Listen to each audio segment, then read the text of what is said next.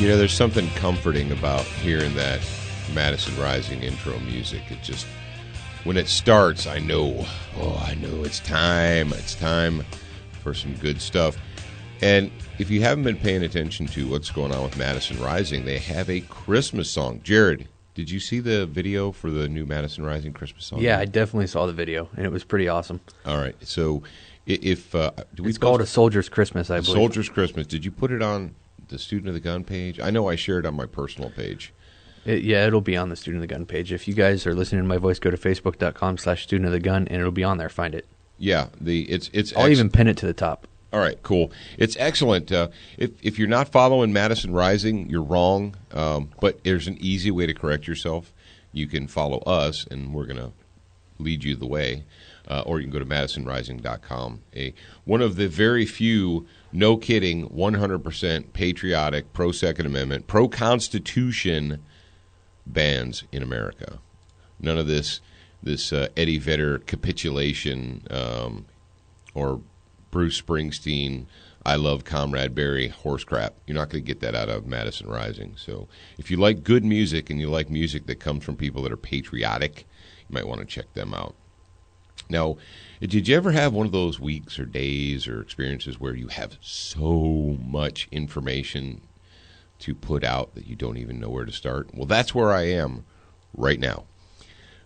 Your illustrious radio producer, Jared, and I, and our man Friday, Dallin, we took a week-long trip up to Tennessee, and we spent time with a lot of, Jared and I were talking about how valuable of a trip it was because we spent time with our old friends, with people that we knew and cared about, and we also made some new relationships. We found some new friends that are probably going to be friends with us for a long time to come. So, if you're doing a trip or an experience or an excursion or whatever, that is kind of the magical mix, is you spend time with people that you are comfortable with, that you can trust, and then you also, through those friends, meet new friends. And that's what it's all about. And the guy who we've got hanging out on the line right now, he's one of those people. He's one of those people that has been a friend of mine for many, many years. And through him, I've met other good people. And through me, he's met other good people. Now, because once we get into it, this Brother Dave is a good friend of mine. And when we get to talking, we're just going to go. Yeah, they just go. They just go. So before we do that, we're going to take a moment. We're going to acknowledge our friends at SWAT Fuel and SWATfuel.com. We had some cool experiences. Dr. Dan, when he came to visit us a few weeks ago, he brought us some single packet SWAT Fuel doses of one dose packets, individual servings, I guess you could call them. And so I got a plastic bag of these things, and I take them with me up there. And I gave them to the participants. There's probably 30 people up there that were involved in the event. I'm like, here you go, have some SWAT Fuel, Merry Christmas, Here's your early Christmas gift. And one of the guys we gave it to, the first night, we were up pretty late, were we not, Jared? Yeah, this particular dude was up till 5:30 or so. Yeah, he was up way late. Let's just say that he was up right until the sun was started to rise.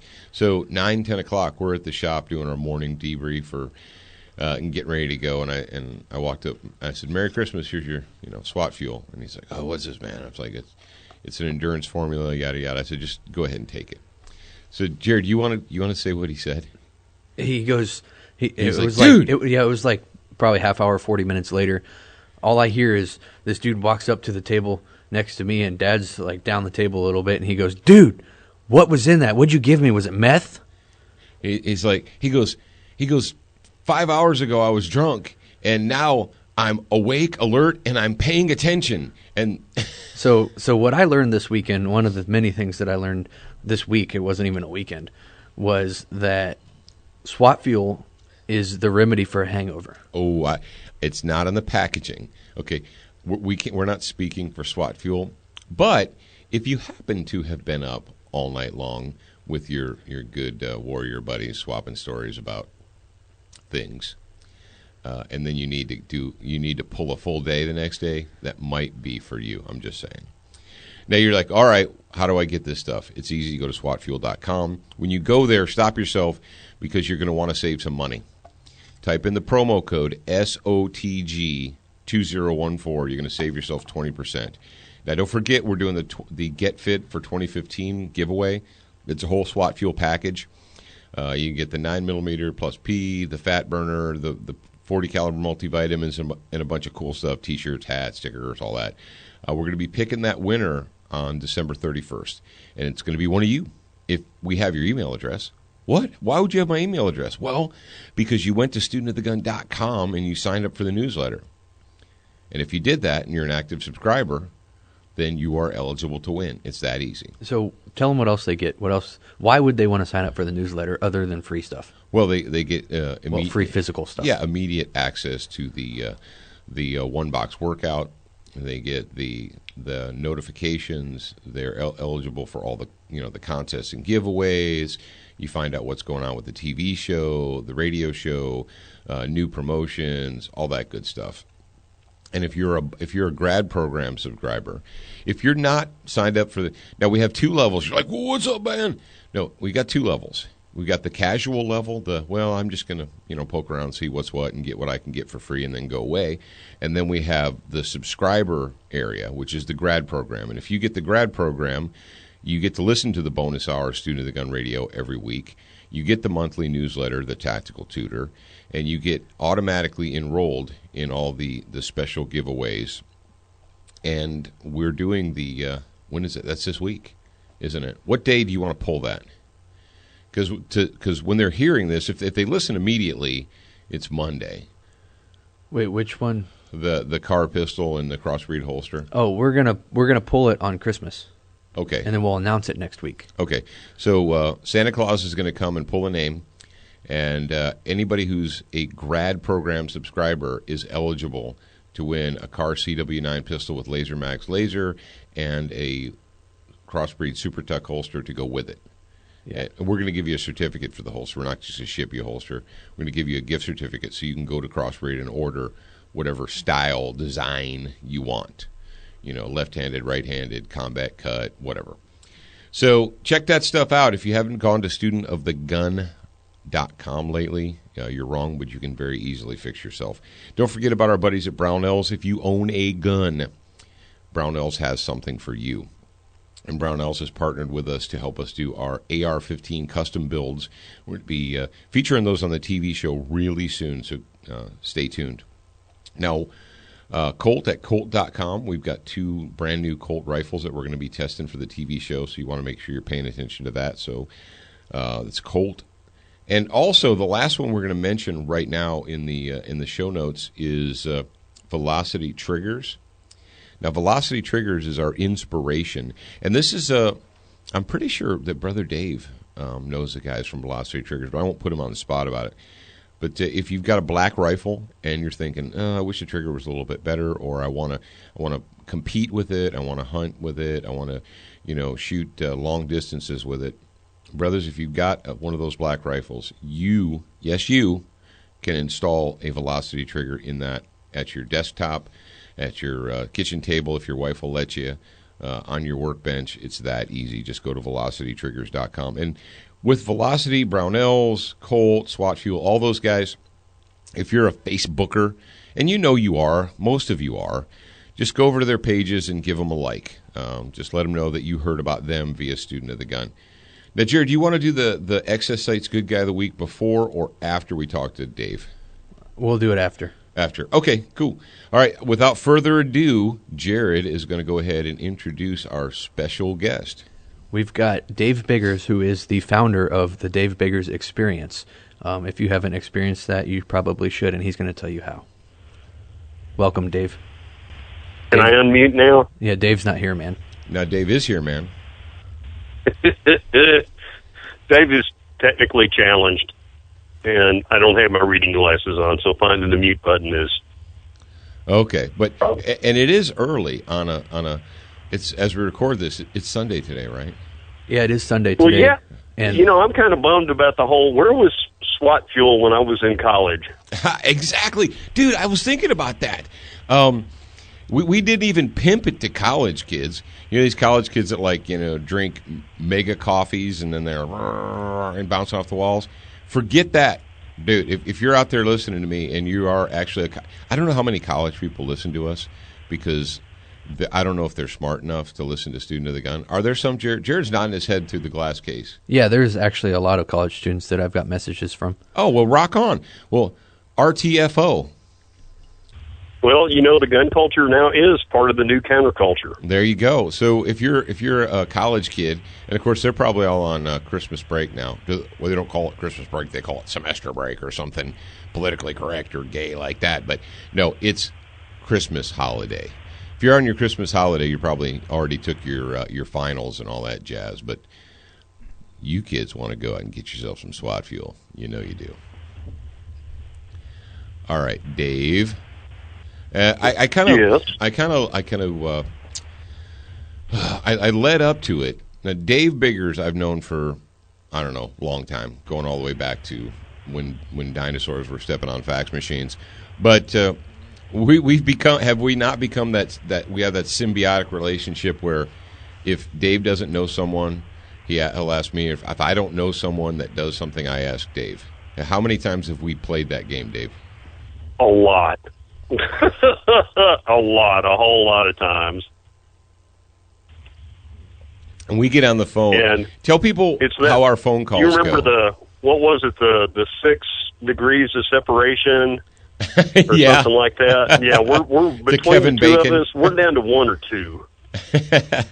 6 degrees of separation from Kevin Bacon. Okay. Mm-hmm. I was over here doing the sideways face. Yeah, the sideways face. The light bulb just came over on Jared's head. But how do our conversations go, Dave? We always talk about a minimum of 3 things, right? Every single time. And what are those? Every single time. Gear to some extent, tactics to some extent, politics to some extent. And it doesn't matter how the conversation started. It doesn't matter if, hey, I've only got 30 seconds. I want to ask you one question. We will wind up covering all 3 of those categories. Gear, tactics, every and single politics. conversation. I don't think we've ever had a conversation where we haven't covered all 3 of those categories. Well, Dude, I remember when we were in, where were we for NRA? Houston? Apparently you don't remember. Houston? Houston. Yeah, it had to have been Houston because that's where all of us were together. Yeah, we were in Houston for NRA, and I remember they started out a conversation, and it was probably, they went through the first 2 topics in the first, 5 minutes, and then the third topic was about an hour-long conversation. That's the norm. I know. You know where it probably was, Jared? You remember the Charlotte NRA? That was the first NRA No, I I ever think took you it to. was in Houston because we were all in the same hotel. Oh, okay. But I remember the Charlotte NRA. That was a good show. That really was a good show. Oh, there's been so many over the years. But the reason that we've got Dave on the phone today is not just to talk about politics and gear and what have you, but Dave and I have had conversations about the current spate of unconstitutional edicts, the edicts from the crown that have been handed down to us, and we just have to sit in the center and eat it. But there's, in case you guys went to public school in the last 20 years or so, when it comes to laws, you say, well, law, it's law, man, it's the law. Well, what if your state legislators got together and they decided that it was now the law that everyone had to wear, a green hat on Fridays. And failure to wear a green hat on Fridays is a punishable offense, right? And you say, well, it's the law. You have to do it. Well, no, folks, stop yourself. They can't just pull laws out of their rear ends. Laws have to be based upon something. And when you go all the way back into the annals of human history, and you go to the original Latin phrases, if you've studied law, or if you know anyone who has studied law, there's a lot of Latin mixed in with the legalese, I guess you could say. And some people say that lawyers do that just to keep the regular people from understanding, and some people say it's done out of tradition. But regardless of what you think, You have two basic types of laws. You have malum in se. And malum in se is a Latin phrase used to describe an act that is wrong or evil in and of itself. That would be an action that by its very nature is sinful or wrong, and I don't need to explain to you why it's wrong. Okay, good examples are murder, rape, robbery, theft, things like that. Okay, basically your Ten Commandment kind of stuff. That is malum in se. Yes, it's against the law because we have a law on the books that says you're not allowed to murder people or rape or rob or, steal from them or, burn their houses down and stuff like that. That's malum in se. Any moral, rational person from the day the earth began until today should understand that, okay, that's against the law. And we have laws because we have to have specific punishment for that. But let's face it, malum in se that's how communities and societies, they survive because everyone recognizes that there are certain things that you just can't do and have a society. Okay, so you've got malum in se. It's kind of on the face of it, and no problem. I understand that. Well, then you have the converse of that, which is malum prohibitum. And malum prohibitum is an act that is wrong simply because someone told you that it was wrong. Because some governing body decided that this act is now wrong or illegal. It's not because it's based upon morality or the Ten Commandments or a socially accepted form of behavior. I'll give you a good example. Real super simple, example is speed limits. A 55 mile an hour speed limit is malum prohibitum. We've decided that you're only allowed to drive 55 miles an hour.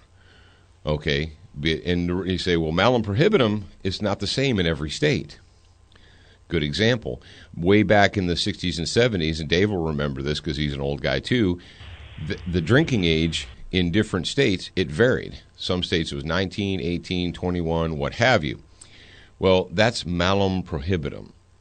And what we've got now in the United States is we have these legislators that are getting together, and they're just deciding on their own that you folks are too stupid, too incompetent, too much of a peasant to be able to own certain objects. And that's where I'm going to leave it off to Dave, and we're going to talk about malum in se versus malum prohibitum. Yeah, that was quite a setup. In some places, you're not even allowed to have sodas that are too big. Yeah, that would be, where would that be? It's up north where it's way too cold and there's way too many people crowded into way too small a space. I think too many people in too small a space makes people start acting really, really stupid, and they start nodding. Amen. Like, brother. yeah, that sounds like a good idea. Yeah. It's like the more people you have in one area, the lower the IQ of all the people. Amen. The term mob mentality doesn't just have to do with people in torches and, knocking down the castle walls. There is a whole lot of that. Right. So, Dave had an idea a while back, and what was that idea, Dad? Well, I quite literally was trying to find the best time to spring it, and every time that I came up with a date, and I thought, okay, this would be a good time to have a specific date, something else would happen that was larger, and it was like, well, I didn't want to get it lost in the wash. But, we have all the paperwork when you buy a firearm. You need to fill this out. And we say, but wait a second, I don't want my name on any register. If things ever get crazier than they are and they decide to come take my stuff away, they'll be able to use that register. We would never do that. That's what they told us. We will never do that. That's not the purpose of it. That's not why we're going to use it. Exactly. And, until they do. Until they do, which they've already done. Done. We've already had states do it. And so my thought was that we have a swap your gun with your buddy day. Gun swap Sundays. Gun swap Sunday. And the deal is, aside from perhaps Washington, under the current laws, there's nothing illegal about this, because the way that I look at this is, it's like So Paul and Jared and I all have Glock 19s. And so we get together and we rotate the Glock 19s, and then we all pick one up and we all go home with one. We don't even know if we wound up with the same one we had to start with. But and they're all if our you think property. about, well, if you think about, they're all legally purchased. We're all, under the current laws, we're still allowed to own them. So we've broken no laws. However, the powers that be that tell you that they're never going to keep those records and they're never going to use them against us, I guarantee you they will lose their minds. Because, you can't do that. Well, why can't I do that? Well, we need to be able to, no, wait a second. No, you don't. You've been telling me all along you don't need to do that. Exactly. You want to find out who a liar is? You want to find out who's been lying to you this whole time? Go ahead and go public. Say, I have an AR-15 rifle, and my buddy has an AR-15 rifle. We both purchased them legally. They are our legally owned property. And I can dispose of my property as I see fit because it is lawful to do so. And the thing is, you're saying, well, how do you know that guy's not allowed to own a gun? Or maybe he's prohibited. Hey, Dipstick, he bought a gun.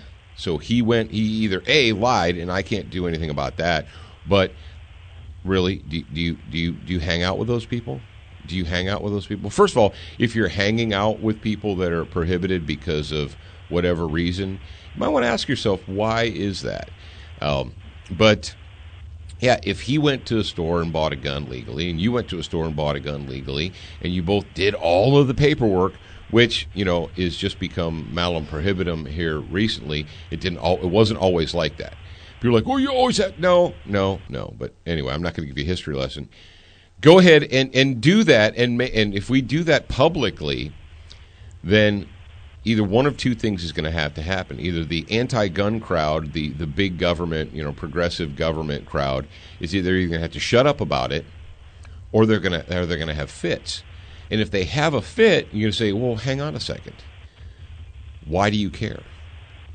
You told us, you've been looking us in the face this whole time and telling us that the 4473 is not a gun owner registration form.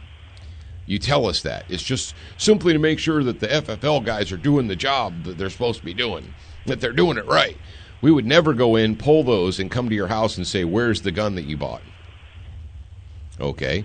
So if you're telling me the truth and you actually don't want to use the 4473 as a gun owner registration, then you shouldn't have a problem with it.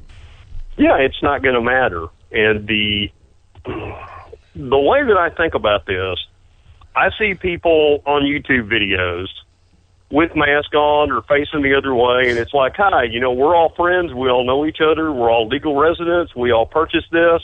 I personally know John, Bob, or whoever, or I'm going to call them A, B, and C, and we're all going to swap our guns. If you put out 100 videos like that, they will lose their mind. Now, here's the other part about that. It doesn't matter if that ever actually happens or not. If after your little video swap, we go back and go, okay, yeah, let me have mine. I've got a different set of sights on it. I like those sights. Or, hey, I put a little texturing on that. Or, hey, I just want mine back because I like that one better. It doesn't matter. The point is still made. What you do is we completely mitigate the whole registry. That no longer matters at all. And we've shown that it doesn't matter at all. And if they ever did try to use it, it's like, well, wait a second. We already know a whole lot of people just swap these back and forth.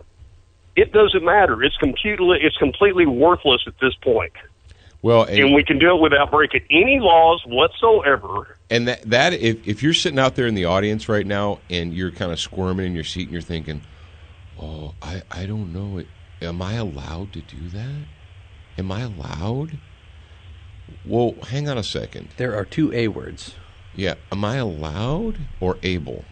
Well, who convinced you that you have to seek the government's permission to perform a lawful transaction? Why do you think that? Why do you think with your own property that you are a peasant and that you have to get the government's permission to dispose of your own property? And if it's not your property, Dave, we've been harping on that about the Fourth Amendment here for well, the whole time we've been doing the show, but the Fourth Amendment is just as important as the Second, because if a government agency can come in and say, well, certain property is not, you have to get permission first before you dispose of or transfer certain property. Well, then it's not your property. If you have to beg permission to transfer or sell it, then it's not yours. Right. They may be allowing you to have it. They've been doing that for a while. It's like, well, no, in the interest of the general good, we have to control this. And in the interest of the general good, we have to control this. And right now they're talking about all this crap with hoarding. Well, wait a second. If you're storing a bunch of gasoline, we need to know where that is, because we may need that. Yeah, we need to come get your gasoline. Well, you didn't buy that. I bought that. If you've got a lot of food stores, we may need FEMA to come by, and it's like, whoa, I bought that. Yeah, you could have bought that at the same time I did. In fact, I gave you money that you took from me to do that, but you didn't. So now you're going to come take mine. Yeah. And you're going to make it illegal for me. Yeah, that whole deal about you're not going to be able to store, that makes me absolutely insane. Right. Which leads us right into 594. So no, I was going to say that I want to help who I want to help. I'll help. I am a good person. We are good people. We will help who we see fit to help. We don't need to come take our stuff and distribute it like the freaking communist dictatorship. We can help our own community. And you can help your own community. We have. We always do. You used to have community hospitals. People took care of that. The churches were involved. And it's funny because I always tell people I'm an individual socialist. And what I mean by that is I don't need a structure to redistribute myself or redistribute it. But if I've got it and there's somebody I know that needs it, on my own, I'm perfectly happy to share that. I just don't want a third party to come in and tell me, yeah, you're going to share your stuff with Charlie. Yeah, but Charlie hasn't done anything. And I kept telling Charlie, hey, Charlie, you need to buy some of this too. And he said, no, I'm spending it on hookers and blow. I'll just use yours when it comes time. Exactly. When I hear people on what are supposed to be on our side say the word hoarding, it drives me insane. You know what? This is still America. If you're a gun person and you claim to be part of the gun culture, and then you cry and whine about hoarders and it's not fair and they shouldn't, stop. You're wrong and you need to fix yourself. You could have used to that was considered just part of life and the way you did things. There were canned goods in the storm cellar. Yeah. Because you didn't know what was going to happen. That was just a normal way of life. If you didn't do that, you were an idiot or you lived in a huge city, because people who lived in the country have always, quote unquote, hoarded. They put stuff back. They put grain back. We may not have a good harvest next year. We've got some extra. We're going to put some more. That was the way that we did things. Yeah, but the thing that the government hates about that is, it's like, well, whoa. You need us, and you particularly need us during crisis. That's right. You have to have us, and if you don't have to have us, we're going to make it where you have to have us. And like, no, really, I got water, I got flashlight battery. I'm pretty good. Well, that's the thing is the more self-sufficient people are, the less government they need. It's very, very simple. It's not a complex theory. When I've said it before, my grandparents and my mother and father, they weren't preppers. They weren't doomsday preppers, but we had a fruit cellar. We had a pantry. We lived if no farmer who's worth his salt is going to let himself get down to the last bale of hay and then say, "Oh, I got like 2 or 3 bales left. That'll get me into the weekend. Then I'll go buy more somewhere." No, they don't do that. They're intelligent enough not to do that. But we've been convinced as a society that everything and anything you want is available 24 hours a day. Just go to the store and get it until you can't. But let's talk about Washington. Let's talk about the I-594. Yeah, real quick, before we get into that, what we want to do is if you can hear my voice, Gun Swap Sundays. on Sundays, get with your local community, get with your friends, the people that you Your know. friends. The Yeah. people that you know. Personally, no. Yeah, swap your guns. And Dave's had this idea for a while, and we're going to talk about why we chose to talk about this now. All right, yeah. So why are we And talking about this now? when you do that, you need to make a YouTube video and post it. It doesn't matter if your faces are on there or not. Everybody But- has a Because phone. we need that stuff out there where that people can go, oh dear God, look what they're doing. They're swapping guns. They can do Oh. that. Well, technically, yeah, but they shouldn't because we don't know about it now. So, right. in order for Jared's- this whole concept to work, they have to have the fear that this is actually taking place, whether it has or not. All right, two things are going to happen out of this, and then I'm going to hold your thought, Jared. Two people are going to expose themselves as frauds and liars.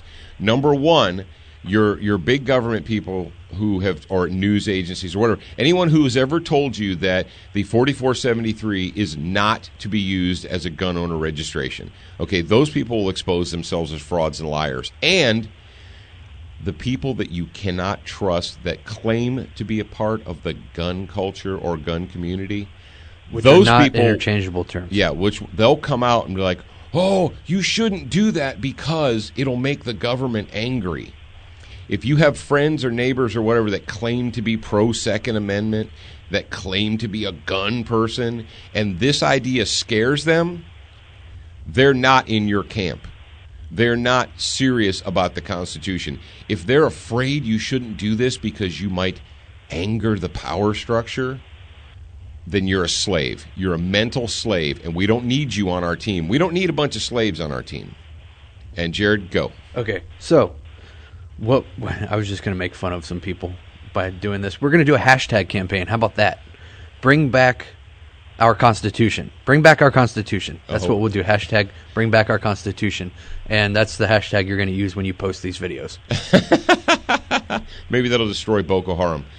All right, who's going to do the I-5? All right, here's what we know. I'll set it up since it is my show. I think it still is. But anyway, in Washington, you had Bill Gates and Steve Ballmer and Michael Bloomberg all spent millions upon millions of dollars to basically to purchase slaves. They dumped this I-594 thing on the people of Washington, and they convinced them that they were not trustworthy, that they couldn't be trusted with their own guns, and it should just be reasonable. It's only reasonable. Well, essentially, 594, in addition to all the other things, the big thing is you have to have government permission to transfer a firearm from one person to another. It doesn't matter if it's your lawfully owned property. You need to get the permission of the government to transfer it from person to person. So it is now no longer your property. It's not so much a Second Amendment issue. Well, it is a Second Amendment issue because it's the keep and bear, but also it is a Fourth Amendment issue. Now it is no longer your property. Don't tell me, sit out there and say, no, it's mine. I just have to ask permission from the commissar to buy it or sell it or trade it. Then if you have to do that, you are not a free person. You are a slave. And after that went through, we had a bunch of people out on the West Coast send us messages, and we talked about the Civil Disobedience Day, which was December 13th. Is that correct, Jared? I'm pretty sure that it was. It was... yeah, it was last Saturday as we record this. And so people got together, and here's what they did in mass. In mass, they did what Dave's talking about. They swapped, traded, sold, gave away guns from one person to another in public in a huge group. It said over 5,000 gun owners. And in addition to that, they did it in front of authoritative officials, in front of the police, and they did nothing about it. They didn't. They were joining with the citizens, and they didn't do anything about it. Dave, what are your thoughts? Well, they kind of couldn't, because if they make too much of a fuss about this, if it becomes too much of a national issue, then the higher courts will strike it down. And so what are you going to do? You know, it's an unconstitutional law. It's not the law of the land. And, yeah, it was pretty wild seeing that, because like you said, we've been talking about this, I know, at least 2 or 3 years. Oh, yeah. And I ran it past a lot of people that I have high regard for, to see if they could punch any holes in it. And, everybody just said, hey, I think it's a good idea. And once again, I'm talking about legally purchased guns and people that you personally know. Yeah, we're not talking about going in a parking lot and just saying, hey, man, who wants a gun? No, we're talking about, do you not have a core group of friends that you know and trust? If you don't, then I'm sorry for you, but you got other problems. Well, and here's an example. I'm not going to use names because it's none of anybody else's business. But during our trip, and we haven't even touched on our trip yet. No. And we're 35 minutes in, but this occurred to me how cool it is in the gun culture. When we were up in Tennessee, when, like I said, there's like 30 or 40 other people there, but we had one of the guys that was there had lost a gun, and he lost his wife's gun was gone, and one of the other guys said, hey, I heard about what happened. You lost your wife's gun, and here's a gun, and he walked up to him and handed him a gun with ammunition and a holster and said, look, when you get home, give this to your wife. It's her gun, not your gun. Give it to her. And you know what? That was a 100% lawful transaction. And people on our side will say, oh, man, you shouldn't do that because serial number and this and that. And like, stop yourself. If you think, what happens if they ever come to you and say, well, you bought this gun in 1997 and the serial number's registered to you and we need to know where it is. I enacted a lawful transaction. From that point forward, it's none of your freaking business. Unless you can determine that I used that gun to commit a crime, I don't want to hear from you. The fact that, people in our culture or the community are afraid that if they buy a gun and then 2 years later, the commissar, the Stasi comes and beats on your door and shows you a piece of paper and says, it says right here that in 2002 you purchased a Smith & Wesson model, blah, blah, blah, and here's the serial number, and we want to know where it is. And people are afraid that if they can't produce that gun, that they're now a criminal. There is no law in free America that says that just because they show up with a copy of a 4473 that you have to turn over that object to them. And he noticed that when he did that, the Stasi that showed up at the door, I'm guessing that you deliberately did a robot voice because robots are the only ones that would think it was okay to do that. Robots that say yes, sir, and don't think for themselves are the only ones that would do that. Why do you think you need permission to be all right, free men and women don't need permission to conduct themselves in their day-to-day lives? Get that through your heads, folks. Oh, that's just crazy talk. But. See, it's the whole, Dave, we've talked about, let's go ahead and talk about fun stuff, all right? Let's talk about fun stuff. Well, the reason that Jared and I and Dallin, the reason we went up to Tennessee this weekend was because Century Arms hosted an event to break out a whole bunch of the new products that they're really going to be promoting hot and heavy in 2015. Oh, I thought we went up there just to see Dave. Yeah, well, that was the That's answer. what I was thinking, but now I find out it was business. Well, now you know who your real friend is. Oh, wow. See that? Dave was one of our... All right, stop you two. I'm not going to let you gang up on me. This is my show. Okay. Sir, yes, sir. But we went up there because Century Arms has got about a handful. They got a handful of products that they're going to be really promoting hot and heavy in 2015, and they've got some products that are brand new. And we're going to talk about those in detail later. They've got brand new AKs, milled receiver AKs, stamped receiver AKs. They've got a 100% made in the USA RPK. What? Yes, they do. They have a 100% made in the USA. If you don't know what an RPK is, hit pause on this and freaking duck it, and then you come back. And then they also are promoting the Canik TP9 SA. And now the Canik, it's not a made in the USA product. It's made in Turkey, but it's made in an ISO 9000 factory. It's NATO spec. We've been literally abusing the ever-loving crap out of these guns, and we can't get them to break.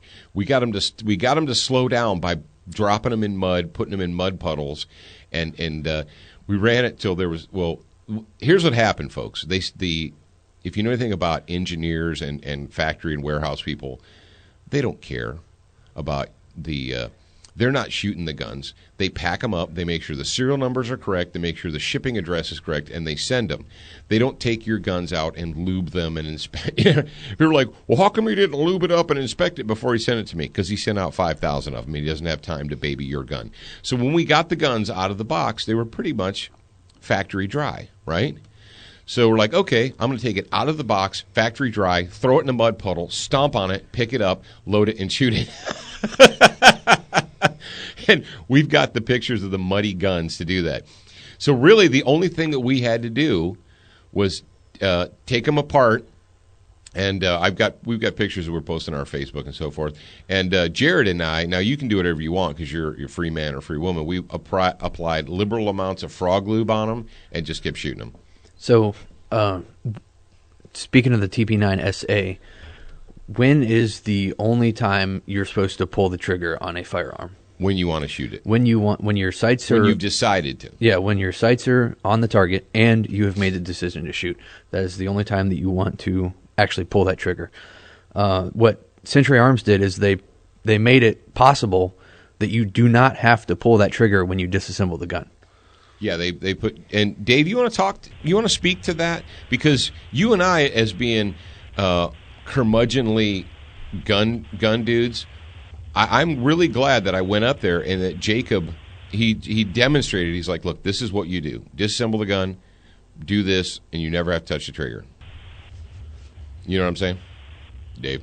Well, they initially set that up because they're doing contracts with the Turkish military, and they wanted a decocker on it. And the first generation of the TP9 was a double action, single action, much like a Walther 99, very similar. And it was the buttons on top was an honest decocker, and that's what you used them for. And it would go double action, single action. Well, when they came out with the next generation, and they really did listen to feedback. The thing that I'm impressed by Century so far, and they've got some major changes up there in their leadership, but we got a hold of some of this stuff a year ago, less than a year ago. And there were comments made on the AKs. They changed them. There were comments on the pistol. They changed it. And at first I thought that was just a carryover, leaving the decocker on there. In fact, I even joked about it being a dead man switch. Because if you hit that, the striker is no longer in battery. You have to recycle the action to fire. Until somebody said, quit being stupid. You want to take this apart. Now all you got to do, you hit that, you pull the lever down, and the gun comes apart. And it's like, but I didn't click the trigger. And they're like, yeah, you don't have to do that because we really don't want to do that. Right. Like, so, yeah, okay, unlike certain pistols, sense. Unlike certain pistols out there, I mean, there are people in the audience today that still have a problem, and I'm keeping it, family friendly, with certain models of guns where you have to press the trigger. Now, here's the deal, folks. If you're shooting your Glock pistol into your left hand because you thought you were disassembling it and it was loaded, and you're wrong in so many ways, and you have such a lack of training. I'm not even sure. Not having that switch is the least of your problems. Yeah, you violated so many universal safety rules right there. I don't even know what to say to you. But all right, so let's say and this was explained to me, and it is very intelligent, and it came from Jacob. And so I was kind of blown away. But I'm just teasing. No, I'm just teasing. And he knows I kid. But he's like, look, I go into a big box store, and they say, oh, man, people, how do you disassemble it? Because, my customers are putting bullets into stuff that they shouldn't be because they're pressing the trigger when they shouldn't be pressing it. Okay, here's the deal. You want to take the Canik pistol apart, the TP9SA. You reach up, you push the basically it's the decocker. Now, you folks, the reason with a G-lock that you have to press the trigger is because you have to take the tension off of the striker. The strike, when it's cocked, there's tension on the striker. In order to disassemble it, you have to remove the tension from the striker. Well, the only way to do that is to press the trigger, right, on an empty chamber. But with the TP9SA, in order to take the tension off of the cock striker, you just reach up and you take your thumb and your middle finger, you push down, it deactivates the striker, you pull down on the disassembly lever, and you slide it off, and boom, you're ready to go. You never, ever, ever have to touch the trigger to do that. And the decocker is, you have to deliberately press it. Yeah, I can't think of any way that would accidentally be pressed. Yeah, I mean, unless you just took it out and laid on it deliberately, and I don't, it's not gonna accidentally happen. It's pretty stiff. I cannot. I've had one of their guns now for about 8 months. I've carried it damn near every day. And going back to the original TP9, I have never been able to hit that either accidentally or even with just one thumb, because the way it's shaped in the location. I'd normally use both hands if I was going to do that. So it's not something. It's not like a big safety that you're going to bump on. Yeah, it's not like it's not something you're going to accidentally hit. You're going to have to make a genuine effort to get up there and do that. Right, you have to purposely do it. Now, yeah. So, dude, we're 46 minutes into this. Jared knew this was going to happen. He goes, what? As soon as I get you and Dave on, we're going to do the whole show. Well, I can be quiet and just let you guys talk. No. This is it, man. We're going to wrap it up here pretty soon, though. And what I tell Dad is that mute buttons overrule microphones. Ooh. See how he is? He thinks he has the power because he has all this buttons and switches. And there's a big glass wall in front of us, too, so he Yeah. can't get to me. So, all right. Well, here's the deal. Number one, folks, let's everyone thank Dave Biggers for being on with Student of the Gun this week. We really appreciate it. Absolutely my pleasure. Number two, listen up, hippies. If you want to be a part of the Dave Biggers experience, if you want to take part in the Dave Biggers experience, well, there's one way to do that. You need to get your butt up to Tactical Response. You need to take a class. Go to tacticalresponse.com, check out their training calendar, and do it. Dave Biggers. You can also check out the Dave Biggers Experience Facebook page. It's some friends of mine put together for me. And at first I thought it, and it was like, well, if you can't beat them, join them. So, is it facebook.com/Dave Biggers Experience, or do you know what it is? On Facebook, it's just go to Facebook. It is the Dave Biggers Experience. It is a Facebook page. You know what I didn't know existed? I didn't know there was the Heather Lindsay Facebook. Did you see that? That's awesome. Oh, because there's a Heather Lindsay that's apparently like a supermodel or something like that. So she's got another one. You know what is? We're probably gonna have to. We're just going to pick it up in the bonus hour. That's what we're going to have to do. But there's so many good people we got to talk to. We don't even have time to talk about all of them right now. But that's why you have multiple hours of radio. All right, folks, ladies and gentlemen, and children of all ages, thank you once again for taking the time to listen to us here at Student of the Gun Radio. We really appreciate it. Check us out at studentofthegun.com. Make sure you're downloading the mobile app. Now, listen up, hippies. I have your attention. When you download the mobile app, whether or not it is from your Google Play Store or your iTunes Store, you can do it for free thanks to our friends at Century Arms. And when you do that, do us a favor. Leave a rating because they do track that. All right, so rate the app, download the app. It's free. You're welcome. You want to watch the show? Like I said, we got a lot of really good stuff coming up for you in 2015. Roku, Apple TV, Chromecast. Basically, you're going to be able to get Student of the Gun. You're going to listen to us, read us, see us, hear us. We're going to be in your head 24 hours a day, 7 days a week. Just relax and accept it. It's going to happen. You'll be able to get us when you want us and where you want us and how you want us. Dave, you want to say goodbye to the folks? Absolutely. Don't forget, swap your gun with your buddy Sunday, and thanks for listening. Now remember, kids, you are a beginner once, but you should indeed be a student for life.